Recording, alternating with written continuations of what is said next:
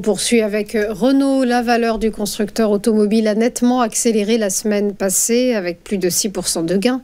Cependant, les cours sont à la peine depuis 6 mois, tout comme le secteur. Exactement, donc là aussi on essaye quand même bien de coller à cette actualité avec le salon de l'auto qui ouvre à Paris et avec beaucoup de troubles sur le secteur. C'est un secteur qui vraiment est en totale perturbation et Renault est un des seuls constructeurs à ne pas avoir émis de profit warning. Malgré tout, effectivement, c'était une action qui valait plus de 54,50 € et qui est venue ces jours-ci tester la zone des 35 €. Autrement dit, une baisse de plus de 33% de baisse sur ces points hauts sur les 6 mois qui viennent de s'écouler. Effectivement.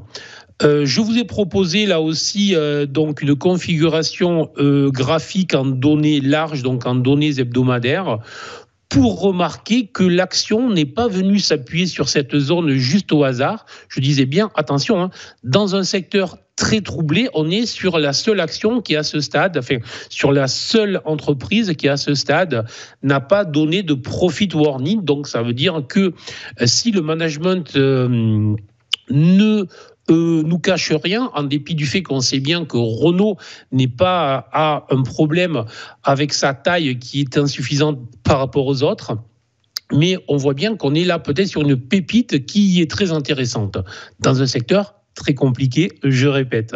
Et donc sur le plan technique, en fait, on est sur une action qui vient s'appuyer sur une triple zone support. Le premier support est un très très grand classique que regardent beaucoup de gérants, même de gérants fondamentaux, c'est-à-dire c'est le niveau des 50% de repli. C'est vraiment la zone sur laquelle est venue s'appuyer l'action. L'autre zone qui m'intéresse, c'est une ancienne résistance qui avait servi de résistance, attention, en 2022, là aussi, et qui ensuite avait, durant toute l'année 2023, servi plus ou moins de résistance.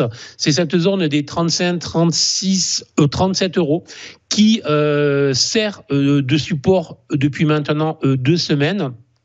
Et enfin, il y a aussi une oblique ascendante support que l'on voit bien sur le graphique que vous avez mis à l'écran et qui sert aussi de support. Donc, une zone très intéressante.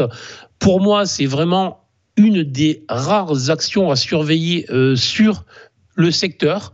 Donc, avec prudence, parce que, je répète, on n'est vraiment pas sur un secteur qui brille par sa visibilité dans les prochains trimestres, voire les prochaines années.